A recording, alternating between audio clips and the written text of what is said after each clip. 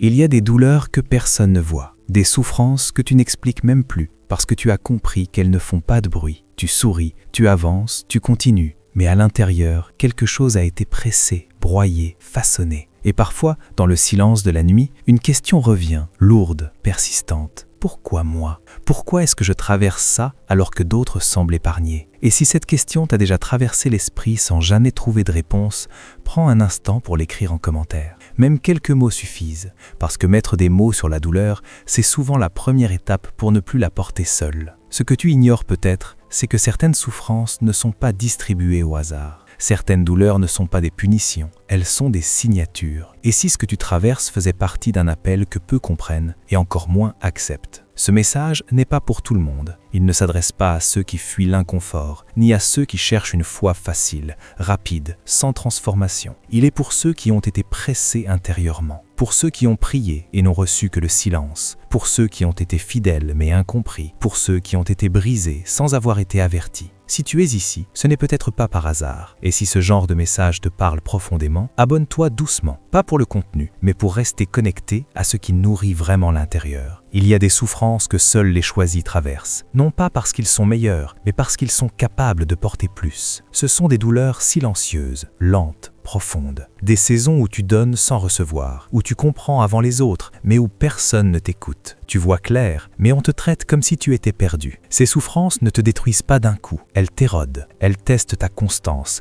elles interrogent ta foi, elles mettent ton cœur à nu. Tu te demandes pourquoi tu ressens tout si fort, pourquoi tu es touché parce que les autres ignorent, pourquoi tu portes le poids des autres alors que personne ne porte le tien. Et parfois, tu envies ceux qui vivent légers, insouciants, protégés par leur ignorance. Mais la profondeur attire la pression, et la pression façonne ce que la surface ne pourra jamais produire. Les choisis traversent souvent des saisons où rien ne fonctionne comme prévu, des portes qui se ferment sans explication, des relations qui s'effondrent sans raison apparente, des rejets qui arrivent exactement au moment où tu pensais enfin être reconnu. Ce n'est pas un hasard, parce que ce que tu portes ne peut pas être bâti sur l'approbation humaine. Il doit être enraciné ailleurs, plus profond, plus solide. Tu as peut-être été abandonné par ceux qui te promettaient fidélité, trahi par ceux en qui tu avais confiance, déçu par ceux que tu admirais. Et à chaque fois, quelque chose en toi est mort. Un espoir, une attente, une illusion. Mais ce que tu n'as pas vu sur le moment, c'est que chaque perte faisait de la place. De la place pour une version de toi qui n'aurait jamais émergé sans le vide. La souffrance des choisis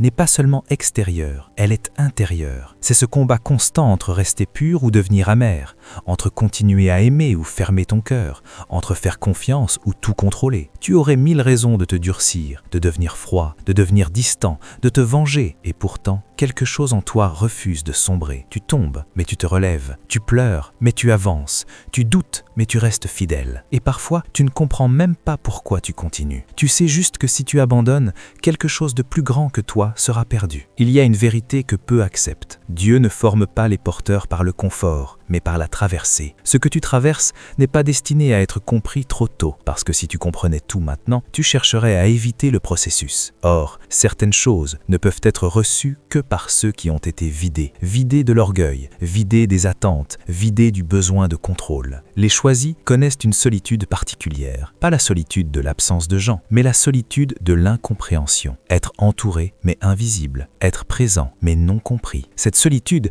n'est pas une punition, c'est un espace où ton caractère se forme sans influence, où ta voix intérieure devient plus forte que le bruit extérieur. Et puis, un jour, quelque chose change, pas autour de toi, en toi. Tu réalises que ce qui te faisait mal ne te définit plus, que ce qui te brisait ne te contrôle plus. Tu n'as pas survécu par hasard, tu n'as pas tenu par accident, tu as été préservé parce que tu étais en préparation. Et si toi aussi tu as déjà ressenti ce moment intérieur, ce déclic silencieux, partage-le en commentaire. Ton témoignage peut être exactement ce que quelqu'un d'autre a besoin de lire aujourd'hui. Les souffrances que seuls les choisis traversent transforment ton regard. Tu ne juges plus comme avant, tu écoutes avant de répondre. Tu portes sans écraser. Tu deviens un refuge sans même t'en rendre compte. Les gens viennent à toi, non pas parce que tu as toutes les réponses, mais parce que ta présence apaise. Être choisi n'est pas un privilège confortable, c'est une responsabilité. Parce que ce que tu as traversé te qualifie pour aider, pour guider, pour soutenir. Et c'est pour cela que le processus est long, lent, exigeant. Dieu ne presse pas ceux qu'il prépare pour durer. Si tu traverses une souffrance que personne autour de toi ne semble comprendre,